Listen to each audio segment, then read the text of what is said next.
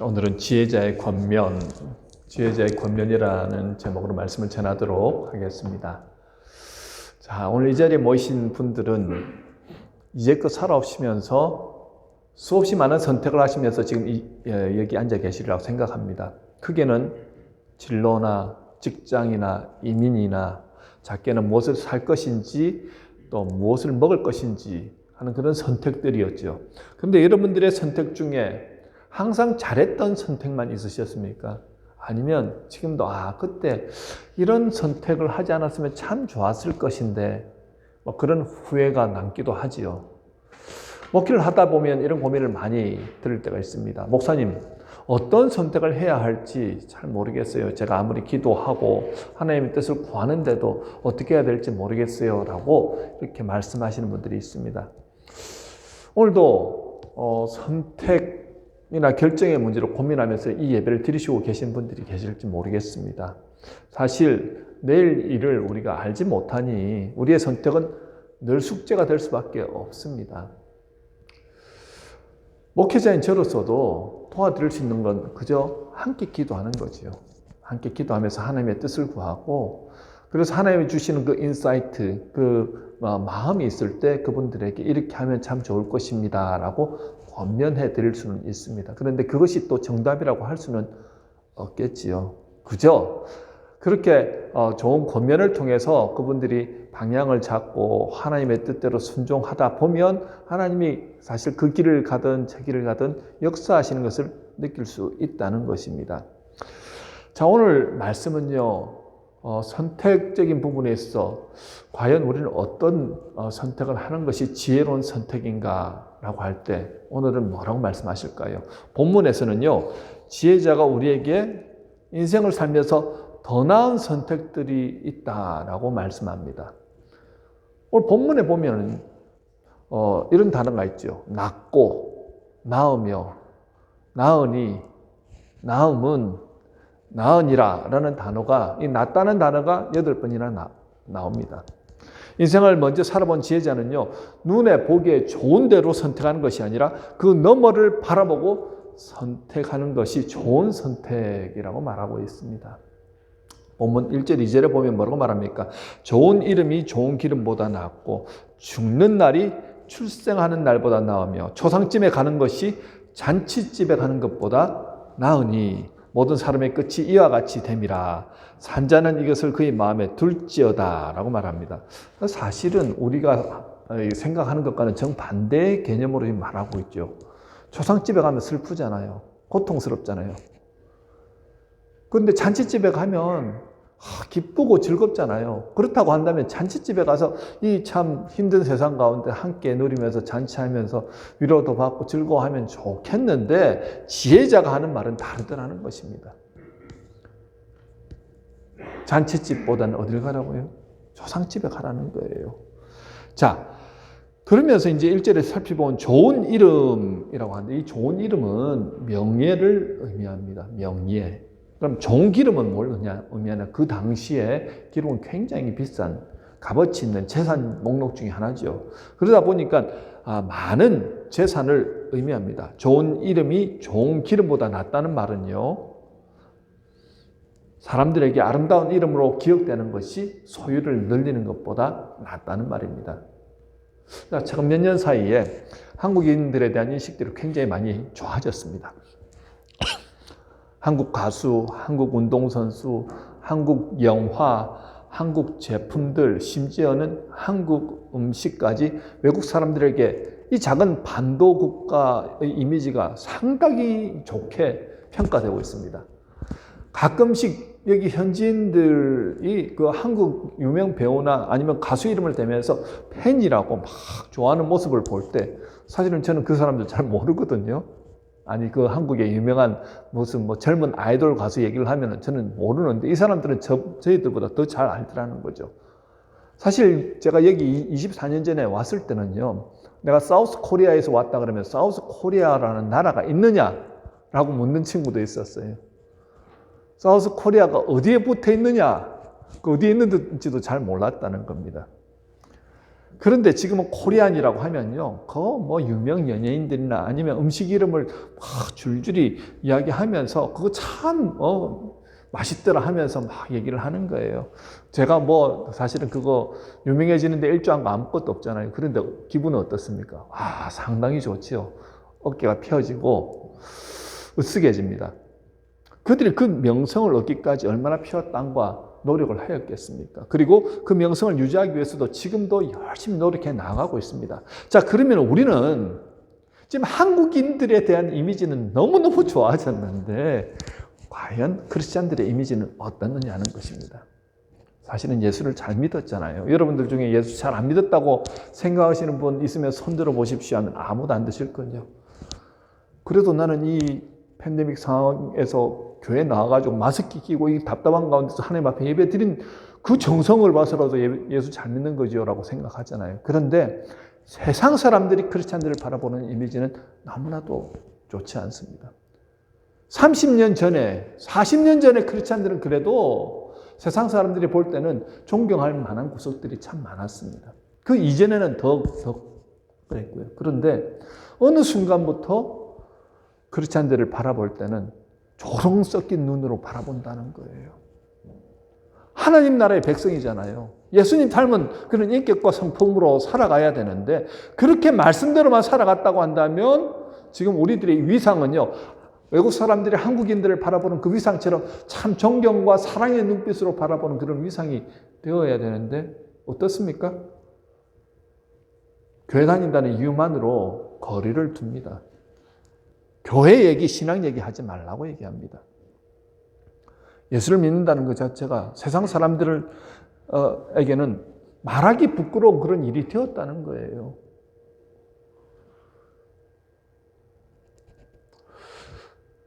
우리 선배 목사님들하고 이 얘기를 하다 보면 이민 초창기에 오신 분들 아니면 한 30년 전까지 이제 이민 오신 분들은 이 교회에서 종교 비자를 받을 때 이 정부에서도 종교 비자 이렇게 목사 해가지고 받으면 그냥 뭐 살피지도 않고 그냥 주었다는 거예요.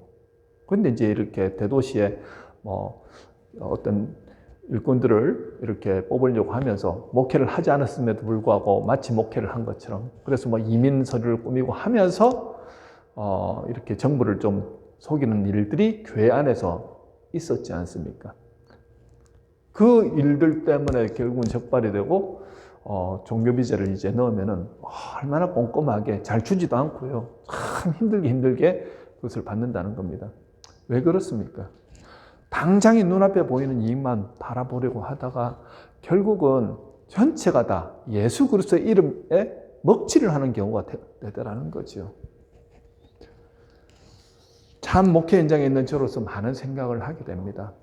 우리가 여러분들 기억하십시오. 우리 한 분 한 분이 그리스도의 대표 선수라는 생각을 하면은 함부로 나가서 말하거나 행동하거나 그렇게 할 수 없겠지요. 국가대표 축구 선수들이 해외에 나와가지고 술 마시다가 문제를 일으켰다. 그럼 국가대표 자격이 박탈됩니다. 그리고 온 백성들에게 조롱의 대상이 되지요.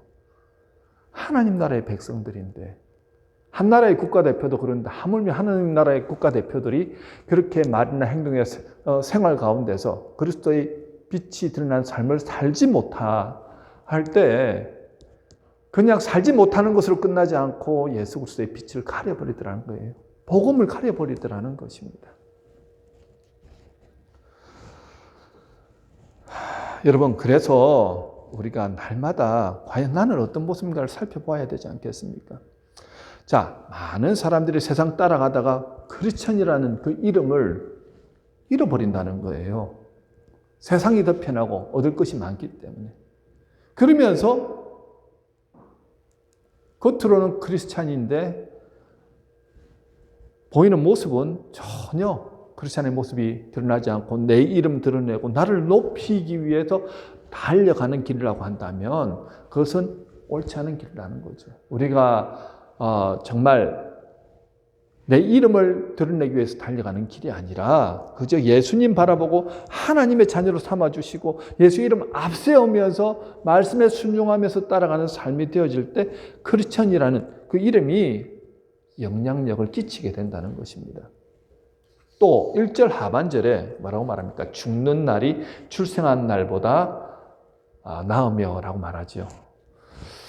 8절에 이 1절의 의미는 8절에 일의 끝이 시작보다 나으며 라는 내용과 일치합니다. 자, 사실 출생하는 날이 얼마나 축복된 날입니까? 모두에게 축복받고 환영받지 않습니까? 여러분들 뭐 손주가 태어났을 때 아니면 아들, 딸이 태어났을 때 얼마나 큰 기대를 가지고 바라봅니까? 100일이나 돈잔치 때, 야, 아이가 이제 뭐죠? 앉아가지고 이렇게 짓게 하잖아요. 그걸 뭐라 합니까? 돌잔치에서 하는데. 그래서 돈을 짚으면 앞으로 이 아이는 큰 기업인이 되겠구나. 돈을 많이 벌겠구나. 연필을 탁 집었다 그러면 이 아이는 학자가 되겠구나. 그렇게 기대를 하잖아요. 다 부모들의 기대감 때문에 그런 걸 하는 것인데, 모두가 다 그렇게 기대를 한다는 거예요. 자, 시작할 때는요, 학교 입학할 때도 우리 아이가 공부를 열심히 잘해가지고 전교 1등하면 좋겠다는 기대를 하죠. 직장에 들어가면 빨리 프로모트가 돼가지고 승진해가지고 저 높은 자리 빨리 올라갔으면 좋겠다는 기대를 하게 되고, 사업을 하잖아요. 대박 터뜨려서 큰 사업체로 내가 성장하면 좋겠다라고 모두가 다 기대를 하는데, 시작은 다 그렇게 하는데 끝이 좋지 않은 경우들이 참 많지 않습니까? 성경을 통해서 보면요, 예수님의 제자들이 똑같이 시작을 하잖아요. 대표적으로 가룟 유다와 그리고 베드로가 똑같이 예수님 부르셨을 때 시작하였는데, 결국 끝은 어떻게 됩니까? 한 사람은 예수님을 배반하고 그것을 견디지 못해서 자신의 목숨을 끊어버리는 가룟 유다. 한 사람은 예수님을 배반하였지만 다시 회개하고 돌아와서 하나님 앞에 귀하게 쓰임받고 복음 전파하다가 끝까지 믿음 지키면서 순교하는 베드로. 자, 가룟 유다는 평생이 어떻게 됩니까? 지금까지도 예수님을 배반하였다는 그 오명을 쓰고 성경에 계속해서 사람들에게 욕을 들어먹는 사람이 되었고, 베드로는 예수님께서 너는 교회의 반석이다라고 이름까지 지어주시면서 그를 통해서 지금까지도 많은 사람들이 어떻게 믿음을 지키면서 복음을 전파하고 그 본을 따라가는 그런 모습 아니겠습니까? 여러분, 이처럼 우리가 인생을 살아가면서 태어나면요, 우리의 의지와 무관하게 주어지는 운명 아닙니까? 여기 태어날 때 내가 태어나고 싶어서 내 의지대로 태어나신 분들이 있습니까? 없지요. 그런데 죽음도 마찬가지라는 겁니다. 내가 죽고 싶어서 죽는다. 물론 자살이라는 것이 있지만 죽을 수 없지요. 죽음도 마찬가지라는 거예요. 죽는 날이 출생한 날보다 더 중요한 이유는요, 인간의 죽음이라는 그 유한성을 인식하며 살아야 하기에 그 안에서 생의 의미를 찾고 열심히 달려가는 것 아니겠습니까? 첫 시작은 모두의 기대와 환호 속에서 창대하기 시작하였지만 나중은 흐지부지 끝나는 인생이 되어서는 안 되겠다는 거예요. 우리 삶의 끝도 마찬가지 아니겠습니까? 처음 예수 믿을 때는요, 정말 뜨겁게 예수를 만나신 분들이 여기 계실 것입니다. 말씀 들으면서 정말 듣고 나서 은혜 받고 나니까 세상이 달라 보이고 다른 삶을 살게 되잖아요. 그러면서 주를 위해서 열심히 살아가야 되겠다 하는데 이것이 익숙해지고 그리고 종교 생활로 이렇게 변질이 되면서 결국은 끝자락에는 흐지부지한 그러한 모습으로 드러난 경우들이 있더라는 거예요. 그래서 우리가 항상 생각해야 될 건요, 시작보다 더 중요한 것이 내 마지막이 어떻게 될 것인가를 항상 생각해야 된다는 거죠. 지혜자가 건면한 것은요, 잔치집보다는 초상집에 가서 내 삶의 마지막이 어떠할지를 항상 어떻게 생각해 보라는 것입니다. 사실 광야 같은 이 세상을 살아가면서 잔치집에 가서 함께 즐거워하고 축하하면서 위로와 기쁨을 누리고 싶은 게 오늘을 살아가는 분들의 마음입니다. 하지만 잔치집의 즐거움은 잠시라는 거지요. 긴 인생 같은데요, 우리 연세 드신 어르신들 바라보실 땐 짧은 인생 아니던가요?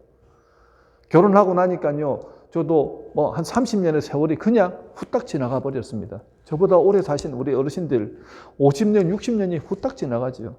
그런데 모두에게 닥칠 순간이 온다는 거죠. 바로 하나님 앞에 서는 순간이라는 겁니다. 마지막이 다가왔을 때 고민하지 아니하고 기쁨으로 주님 앞에 나갈 수 있는 그런 모습들이 되어야 되지 않겠냐 하는 거죠. 그런데 그때 내가 마음을 새롭게 하면서 가야 되겠다 한다고 해서 가지는 게 아니라는 겁니다. 오늘 이 하루의 삶을 내가 어떤 모습으로 살아내느냐가 중요하다는 거예요. 초상집에 가서 저기 슬픔 가운데서 있는 분들의 삶을 바라보면서 나는 어떤 삶을 살아야 될 것인가를 항상 생각해 보라는 거죠. 엊그제 제가 토론토에서 전도사로 섬기던 교회 장로님이 82세로 이렇게 갑자기 돌아가셨다고 보고 소식이 들었습니다. 자, 4년 전에 부임 되시는 권사님이 이제 암으로 투병을 하시다가 그렇게 돌아가시고 1년 만에 그분이 79세의 나이에 장가를 가셨어요. 새 장가를. 대단하시다. 그러면서 만보기를 차고 얼마나 그냥 건강하게 건강을 유지를 하시려고 노력을 하시는지 모릅니다. 건강한 음식을 먹고 근육 운동도 하고 그리고 계속 걷고 스트레스 받지 않고 그렇게 막 살아가셨는데 3년이 지나면서 갑자기 좀 아파서 검사를 했는데 암이 생겼다는 거예요. 암 진단을 받았는데 6개월 후에 갑자기 정신을 잃어서 와서 보니까 이미 암이 다 퍼져가지고 이제는 더 이상 손을 쓸 수가 없더라는 것입니다. 결국은 일주일 만에 돌아가셨어요. 워낙 건강하셨던 분입니다. 그런데 의지적으로 열심히 건강을 유지하기 위해서 노력하였지만 안 되더라는 거죠. 하나님이 부르시면 가야 되는 인생이라는 것입니다. 아마 여러분 그런 생각을 하실 거예요. 아니 왜 목사님은 전 세계가 지금 이렇게 흉흉한 이때 희망적인 말씀 안 하시고 왜 우울하게 죽는 그런 얘기를 하시는지 모르겠다. 아마 그런 생각 제가 탁 간파를 했죠. 아마 그런 생각 하시는 분 계실지 모르겠습니다. 그런데요, 여러분 오늘 지혜의 말씀을 전하면서 우리 모든 인생의 선택의 순간순간에 천국 소망을 빼놓고 과연 얘기할 수 있을까요? 우리 최소 100년은 살 것이다라고 그렇게 생각하며 살아가지 않습니까? 하지만 우리 인생의 끝이 순서대로 그렇게 끝나면 얼마나 좋겠습니까? 그렇지 않다라는 거예요. 하나님께서 부르시면요, 전쟁을 통해서도 가고요, 기근을 통해서도 가고요, 전염병을 통해서도 가고요, 사건, 사고를 통해서도 그냥 부르시면 가야 되는 인생길 아닙니까? 제가 지금 종말론에 빠져가지고 그렇게 막 이상하게 살자고 말씀드린 게 아닙니다. 하나님이 오늘 불러가신다고 해도 하나님 앞에서나 사람들 앞에서 부끄러움 없는 삶을 살다가 가야 되지 않겠습니까? 그렇기 때문에 우리의 생각과 행동을 어떻게 해요? 날마다 상고해보고 다스려야 한다는 거죠. 그렇게 오늘 저자는 초상집에 가서 인생을 떠난 사람들의 모습을 반면교사로 삼아서 날마다 네가 어떻게 살아야 될 것인가를 생각하고 그렇게 살아가라는 것입니다. 그래서 4절에 지혜자의 마음은 초상집에 있으되 오매한 자의 마음은 혼인집에 있느니라고 말씀합니다.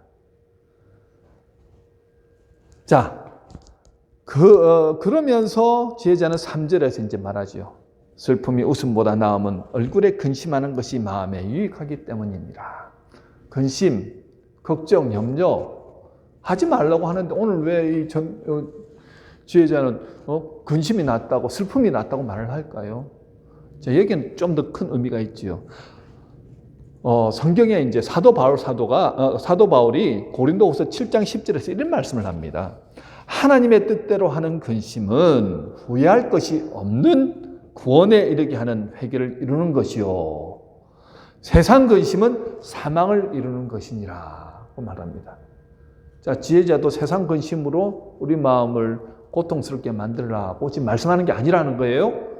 하나님의 뜻대로 하는 근심을 하라는 거예요. 그게 무엇입니까? 하나님의 말씀대로 뜻대로 그렇게 살려고 애쓰다 보니까 나의 연약함, 부족함, 그리고 근심이 생기고 그렇게 또 회개하다 보니까 어떻게 해요?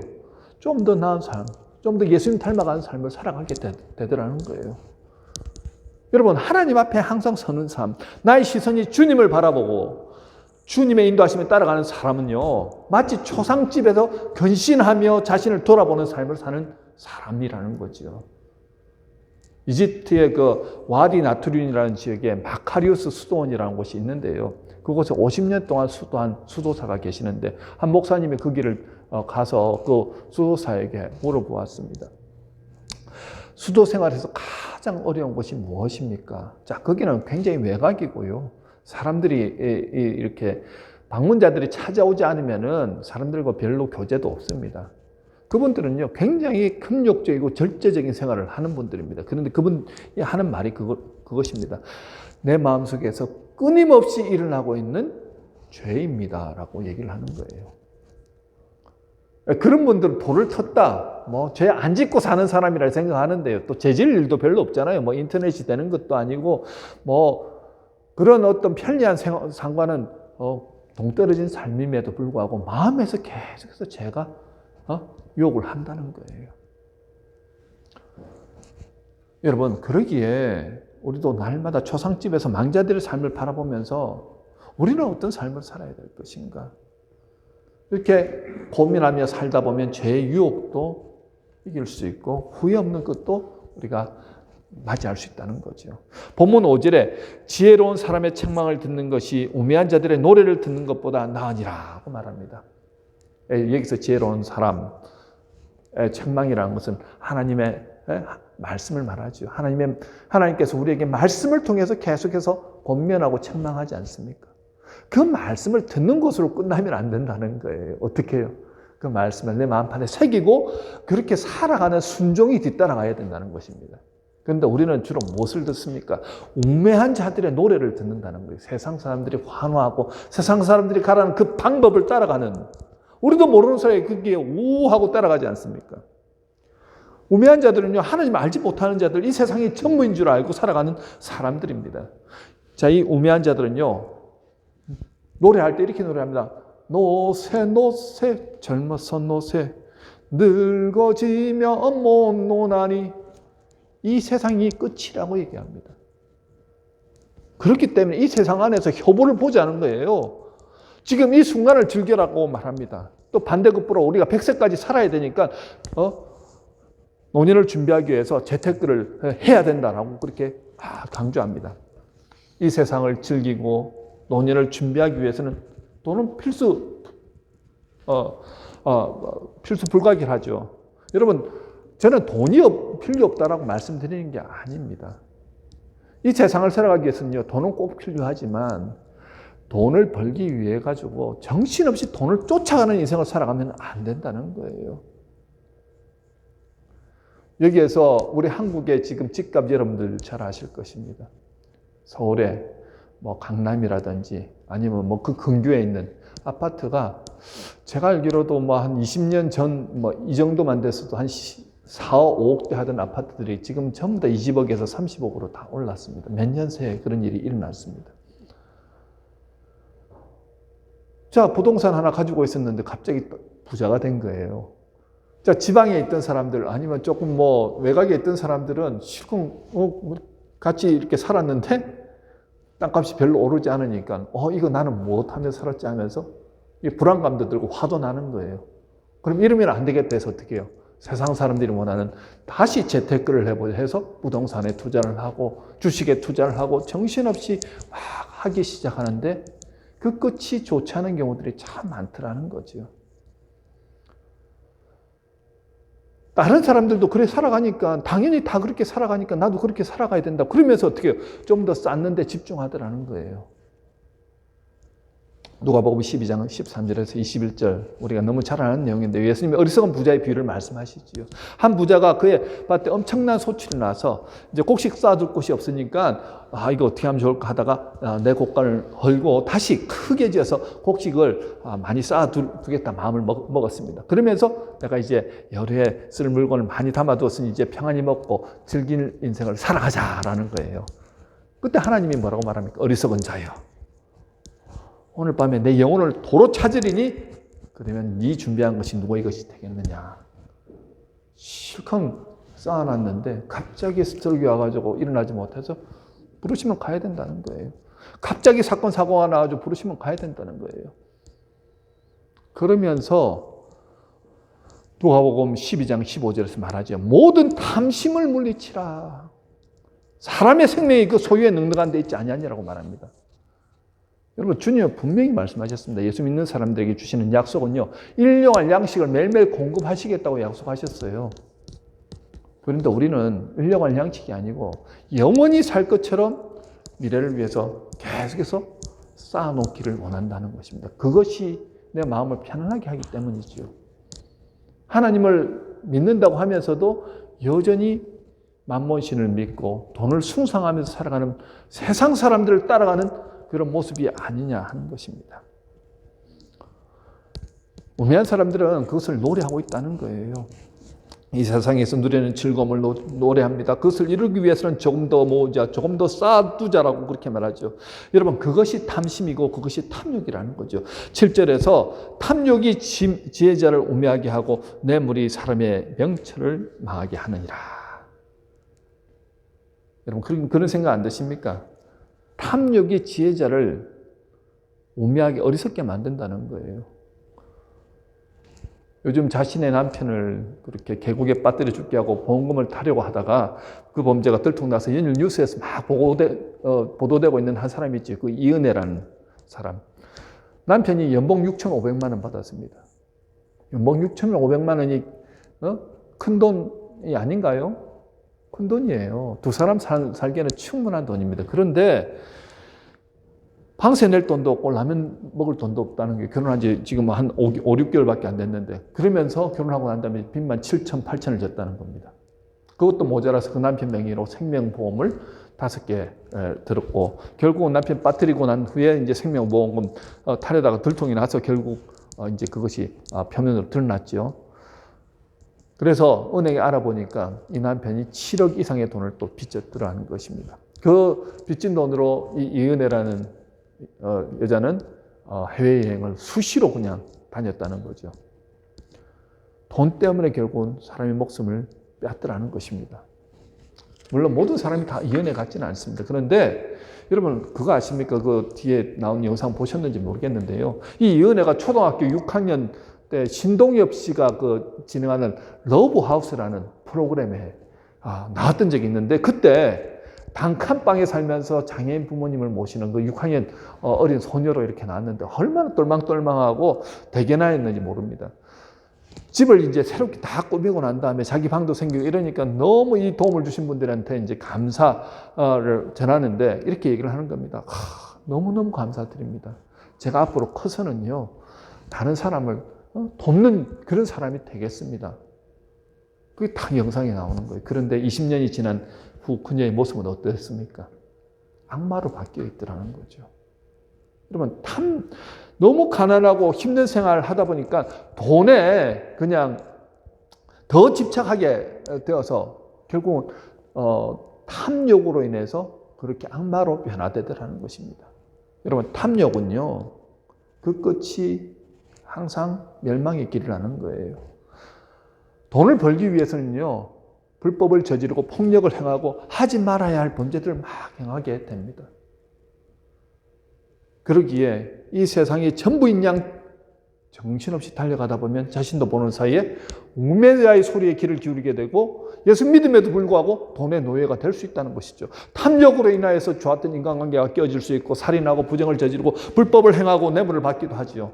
여러분, 이 세상만 바라보는 자들은요, 돈을 최고로 여기면서 돈을 찬양하다가 탐욕으로 인하여 멸망의 길로 빠질 수 있다는 것입니다. 이 소리를 6절에서는 우매한 자들의 웃음소리라고 말합니다. 우매한 자들의 웃음소리는요, 솔깃합니다. 우리 가마솥 밑에서 이제 막 나무를 태울 때 밑에서 솔나무 타는 소리 들어보셨지요? 안 들어보신 분들도 계시겠지만, 저도 이제 시골에 예전에 외갓집에 가서 이제 할 때 따닥따닥따닥 하는 그런 소리가 막 들려요. 그런데 결국은 그 불이 빨리 꺼지더라는 거죠. 금방 다 타버리고 꺼지더라는 것입니다. 여러분, 돈이 잠깐은요, 우리를 웃게 할 수 있습니다. 그러나 그 돈이 결코 우리를 영원히 만족시켜주지 못한다는 겁니다. 인생이 길 것 같죠? 길지 않더라는 거예요. 왜 사람들은 돈에 목을 맬까요? 돈만 있으면 모든 것을 할 수 있다고 생각하기 때문 아닙니까? 제가 30년 전까지만 해도요, 우리 결혼할 때도 돈 많이 있는 집안 사람하고 결혼한다면 별로 그렇게 좋게 보지 않았던 시절이 있었습니다.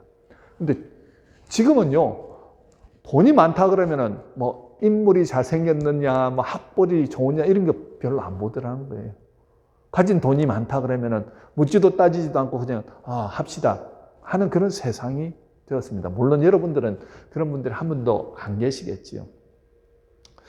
자, 돈만 있으면 모든 것 할 수 있다고 생각하기 때문에 아니겠습니까? 그런데요, 그렇게 수천억씩 가지고 있던 대기업 회장들도 이 세상 떠날 때는 어떻게 해요? 다 써보지도 못하고 그냥 남 좋은 일 다 시키다가 결국은 빈손으로 떠납니다.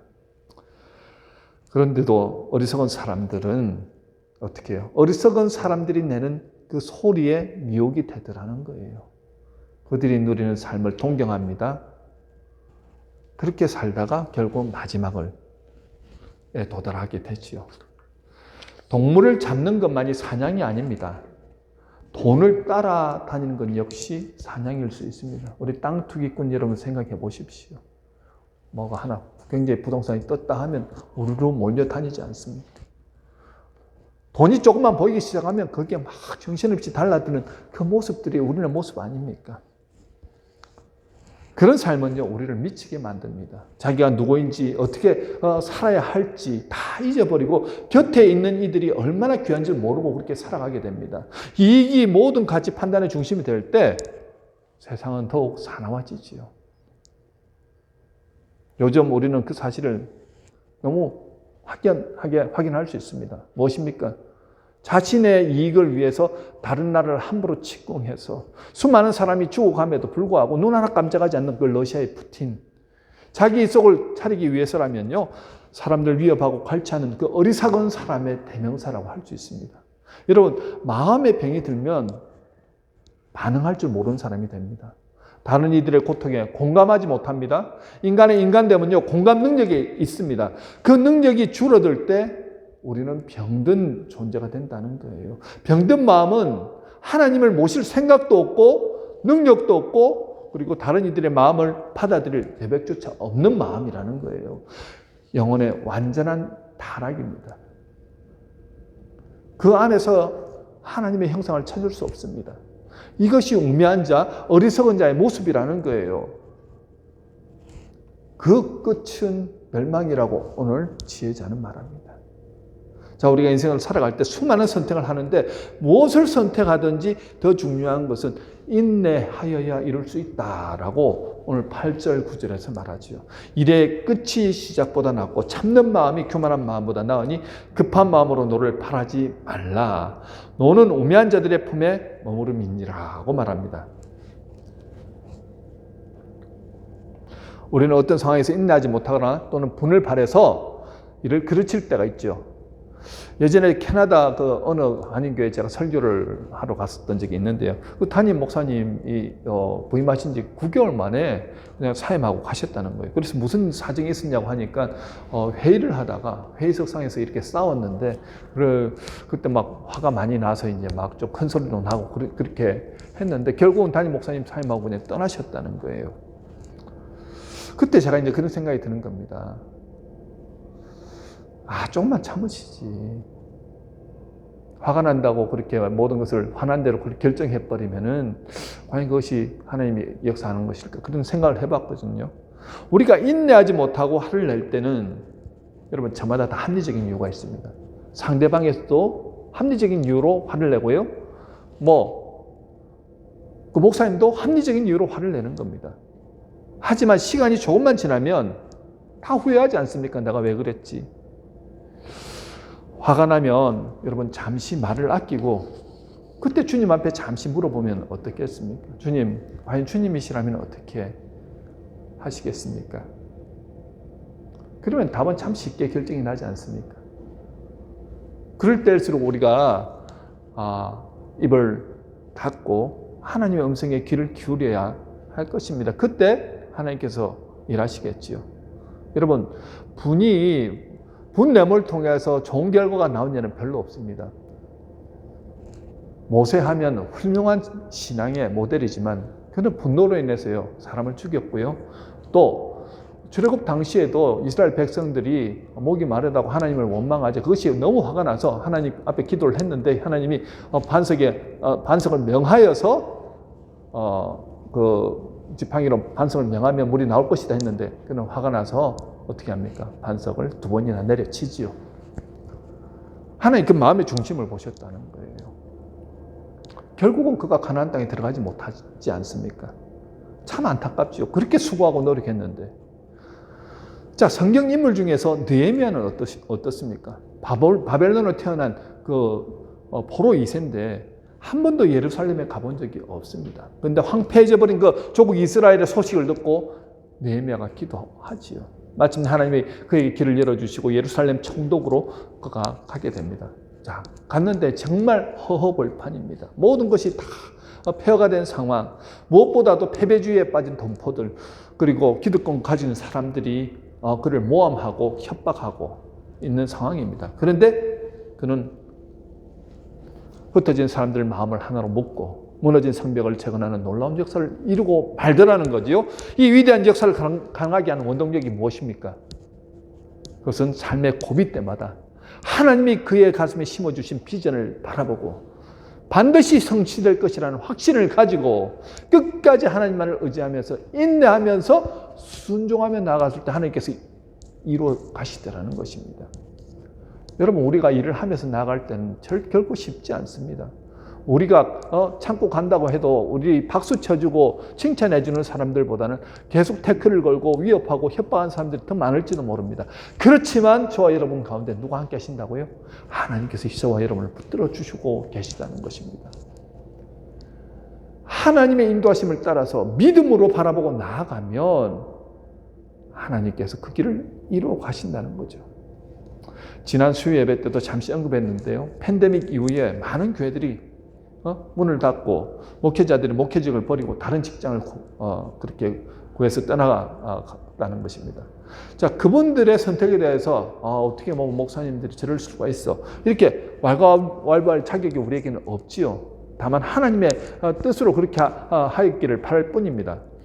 자, 그 목회자 컨퍼런스에서 강사 목사님 그 말씀 하시는 겁니다. 힘들고 어려운 목회 상황입니다. 그런데 여러분들이 첫 사랑을 받았고 예수를 믿으면 구원받았고, 그리고 목회 길에 처음 들어왔을 때 그 감격과 그 첫사랑으로 여러분들이 어떻게 행하셨는가를 생각해 보십시오. 얼마나 열심히 기도하고 얼마나 열심히 말씀을 준비하였습니까? 꾸준하게 그 일을 끝까지 인내하며 해 보십시오. 많은 분들이 하다가 중간에 포기합니다. 해보니까 안 되던데요 하고 포기하다가 결국은 중요한 것들을 놓치더라는 겁니다. 여러분들은 어떠셨습니까? 하나님 앞에 나오실 때 내가 원하는 대로 하나님이 열심히 뭔가를 해주셔야 되는데 기도를 하나 기도를 안 하나 똑같더라. 뭐 혹시 그런 거 느껴보지 않았습니까? 말씀을 읽거나 안 읽거나 똑같더라. 그러면서 말씀을 읽지 않기 시작하시지는 않으셨습니까? 가장 먼저 포기하는 게 기도고 가장 먼저 포기한 게 말씀 읽는 것이고, 하다가 포기하면서 안일감만 못한 상태, 그러면서 그냥 종교 생활로 그렇게 변질되는 그런 모습이 우리들의 모습 아닙니까? 다시 그 자리로 나가라는 거예요. 기도의 자리. 하나님의 임재 가운데 들어가십시오. 하나님의 음성을 듣고 하나님의 인도하심을 따라가십시오. 여러분 읽을 때 성경을 읽으면서 왜 성경이 귀에 들어오지 않고 마음에 뿌리를 내리지 않습니까? 성령의 도우심이, 성령의 역사하심이 있어야 우리에게 깨달음이 생기겠죠. 그냥 깨달음으로 끝납니까? 아니요. 말씀대로 살아야죠. 말씀대로 살다 보니까 내 자신이 인격과 성품이 예수님을 닮은 사람으로 그렇게 변화되어 가는 것 아니겠습니까? 여러분, 인내는 씁니다. 하지만 그 열매는 답니다. 급한 마음일 때 우리는 치명적인 실수를 할 수 있습니다. 조그만 자극에도 크게 반응하고 별것 아닌 일에도 불같이 화를 내는 이들이 더 많아졌습니다. 지금 팬데믹으로 인하여서 또 전쟁으로 인하여서 조그만 것에도 그냥 그렇게 화를 쉽게 내는 분들이 많습니다. 오늘 말씀 중에서 분노는 오매한 자들의 품에 머문다라는 말씀이 마음에 많이 와닿습니다. 조건만 충족되면 언제든 살아나는 그 불처럼 우리는 하나님을 향해서, 이웃을 향해서, 그리고 동물들을 향해서, 심지어 무생물을 향해서도 막 쉽게 분노를 드러냅니다. 자기의 생각이 조금만 다르면 악플을 달고 비방하고 저주를 퍼붓는 이들도 있습니다. 물론 좋은 분노도 있습니다. 불의를 보면 분노해야 합니다. 예수님도 그렇게 하셨습니다. 그러나 인간의 분노는 되게 통제하기가 쉽지 않습니다. 내가 옳다는 생각이 강한 사람일수록 분노에 휩쓸려 자기 분수를 잊을 수 있다는 거죠. 설교를 마무리하면서 여러분들께 선택에 있어 이런 말씀을 드리고 싶습니다. 선택의 종류와 형태는 다양합니다. 하지만 선택을 해야 할 때 처음은 이렇게 주님은 뭐라고 생각하실까? 말씀과 기도로 주님께 먼저 물어보십시오. 그래도 모르겠으면 여러분, 나 개인보다 공동의 이익이 무엇인가를 먼저 생각해 보십시오. 그래도 모르겠으면 내가 조금 더 희생하는 쪽으로 기도하면서 생각하다 보면 하나님의 기쁨이 되는 그런 선택을 하게 될 것입니다. 하나님은 이스라엘 백성들을 출애굽할 때 가나안 땅을 향하여 나가면서 전쟁을 치러야 하는 그 순간 항상 다른 방법의 디렉션을 주셨다는 거예요. 단 한 번도 같은 방법으로 전쟁 나가라고 말씀하시지 않았습니다. 저는 그 이유가 무엇일까 생각해 보았습니다. 승리를 경험하였을 때 그 승리에 도취되어서 그 방법만으로 가는 게 아니고 그 방법만으로 하다 보니까 어떻게 하나님 앞에 묻지도 않고 그 뜻을 구하지도 않는 그러한 모습 때문에 패배하는 것을 경험하지 않습니까? 아이창 전투가 그러지 않았습니까? 한 3,000명만 올라가면 다 이길 것이다 생각해서 올라갔다가 큰 패배를 경험하고 와서 다시 하나님 앞에 무릎 꿇고 나아갔을 때 하나님이 아주 자세한 디렉션을 주지요. 그리고 그렇게 해서 승리를 경험합니다. 저와 여러분도 마찬가지라는 거예요. 지혜자의 말씀을 들으라고 얘기하죠. 하나님의 말씀을 들어야 됩니다. 여러분, 잘 안 들리니까 계속 나가야죠. 계속 나가서 주님의 말씀에 집중하고 주님께 내 모든 신경을 내어놓기 시작할 때 어느 순간 하나님이 말씀을 통해서 아니면 감동을 통해서 아니면 주변 사람들을 통해서 우리에게 갈 길을 가르쳐 주시고 보여주실 것입니다. 우리 인생길에 있어서 우리의 경험과 지식이 하나님을 앞서가지 않기를 소망합니다. 오늘 지혜자는요, 물질보다는 명예를 선택하라고 권면합니다. 저와 여러분은 크리스천이라는 이름에 걸맞는 삶, 무엇보다 삶의 마지막을 생각할 줄 아는 삶, 돈 따라가지 말고 말씀 따라가는 삶, 그 일을 위해 인내하고 노를 바라지 않는 삶, 이런 선택을 통해서 인생의 마지막에 참 잘 살아온 인생이었다고 고백할 수 있는 저와 여러분이 되시길 주님의 이름으로 축원합니다. 우리 다 같이 기도하십시다. 오늘 들은 말씀을 한번 곰곰이 생각해 보십시오. 세상의 소리에 노래하는 소리에 우리도 동조해서 정신없이 따라가고 있지는 않는지, 우리가 중심을 잃어버리고 하나님의 음성을 듣지 못하고 살아가고 있지는 않는지 생각해 보십시다. 기도하시면서 하나님, 내 마지막은 하나님이 기뻐하시는 모습, 사람들에게 정말 참 존경과 사랑받는 모습으로 우리가 마지막의 모습이 되었으면 좋겠습니다. 오늘이 중요합니다. 이 한 주간이 중요합니다. 이 한 주간 우리가 어떤 모습으로 주님 앞에 서 있겠습니까?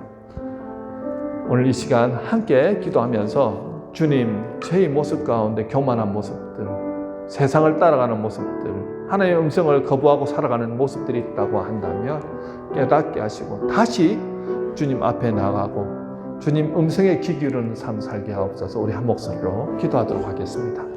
하나님, 주님을 사랑한다고 말합니다. 하지만 명목상으로 크리스찬으로 세상 사람들의 조롱을 받는 그런 모습은 아닌지요. 교회 나오는 것으로만 만족하고 하나님 믿음으로 살지 못하는 모습은 아닌지요. 주님을 사랑한다고 말은 하였지만 삶 가운데서는 전혀 그리스도의 빛이 흘러나오지 못하고 사랑의 모습이 드러나지 못하는 모습은 아니었는지요. 하나님, 오늘 내 자신의 삶을 바라보게 하옵소서. 항상 장례식장에 내 사진이 걸려 있을 때 나는 어떤 모습이 될까를 생각하면서 오늘 이 하루를 살아가게 하옵소서. 하나님, 환난과 고통 가운데서 믿음을 지켰던 이들 늘 주님의 음성에 귀 기울이며 지혜자의 소리에 주님 귀를 기울이며 그게 순종하며 나아갔습니다. 오늘도 하나님의 말씀을 붙들고 나갑니다. 하나님 말씀이 인도하신 대로 따라가겠습니다. 하나님의 음성을 듣고 하나님의 도심을 따라서 나아가겠습니다. 세상의 소리에 귀 기울이지 말고 만몬신을 섬기며 돈을 숭상하며 살아가는 저희들 되지 않도록 주님께서 인도하여 주시옵소서. 감사하오며 예수님의 이름으로 기도드리옵나이다. 아멘. 찬송가 452장 찬양하시면서 준비하신 헌금 하나님 앞에 올려드리겠습니다.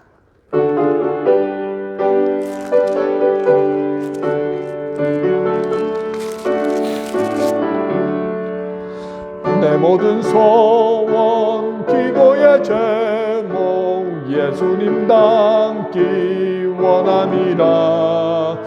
예수님 형상 나 있기 위해 세상에 보아 뛰잖네. 예수님 닮기 내가 원하네. 날 구원하신 예수님을 내 마음속에 지금 거둬사 주님의 형상 인치소서.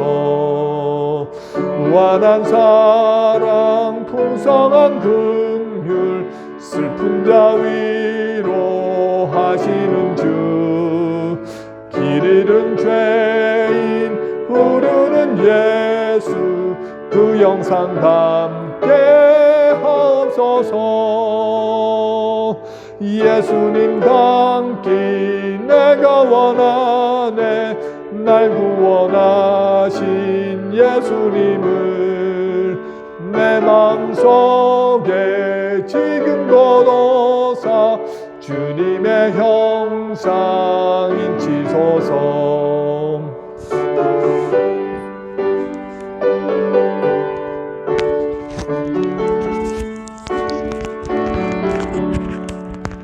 겸손한 예수 거룩한 주님 원수의 멸시 참으시사 우리를 위해 고난을 받은 그를 담게 하옵소서. 다같이 일어나셔서 예수님 닮기 내가 원하네. 날 구원하신 예수님을 내 마음속에 지금 거둬사 주님의 형상 인치소서. 들으시는 한번을 내서 기도하겠습니다. 참으로 좋으신 하나님 감사합니다. 항상 우리와 함께 하시고 힘과 지혜와 능력을 더하여 주시는 하나님 아버지, 오늘도 저희가 마음과 뜻과 정성을 다하여 하나님 앞에 예배 드렸습니다. 또한 우리의 마음 깊은 곳에서 하나님을 진심으로 사랑하는 그 마음으로 이 예물을 주님 앞에 드리오니 주님 이 예물 받아 주시옵소서. 여러 가지 소원을 가지고 오늘도 주님 앞에 나왔습니다. 기도의 제목이 있습니다. 힘들고 어려운 이 상황 가운데서 무엇을 선택하고 어떻게 해야 될지 알지 못해서 하나님 앞에 간절히 구하오니 하나님의 뜻을 보여주시고 길을 인도하여 주시옵소서. 하나님, 선택할 때 세상의 소리를 듣지 않게 하옵소서. 정신없이 세상 사람들이 원하는 대로 그렇게 우르르 몰려다니는 삶이 아니라 그 가운데서도 하나님의 음성을 듣고 하나님의 말씀의 순종함을 통하여서 끝까지 인내하며 나아갈 때 하나님이 기뻐 받으시는 그러한 예수 닮은 성품, 예수 닮은 인격, 예수 닮은 모습으로 우리가 성화되어져 갈 것임을 믿습니다.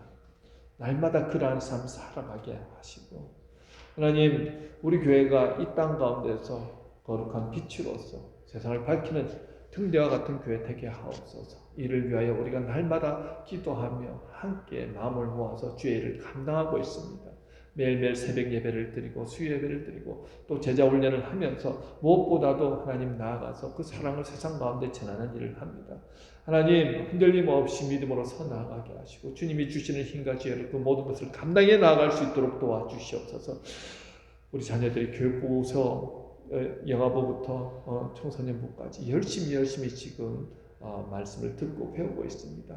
그저 머리에서만 맴도는 귀에서만 맴도는 말이 아니라 그것이 마음판에 새겨지고 삶을 변화시키는 귀한 말씀들 되게 하여 주시옵소서. 하나님, 우리 교회가 주님이 기뻐하시는 교회로 드러나게 하시고 무엇보다도 이 힘든 상황 가운데서 더욱더 말씀으로 부응하게 하시고 은혜로 하나 되어지고 사랑으로 하나 되어지는 교회 되게 하옵소서. 지켜주신 은혜 감사드리오며 예수님의 거룩하신 이름으로 기도드리옵나이다. 아멘. 자리에 앉으시겠습니다.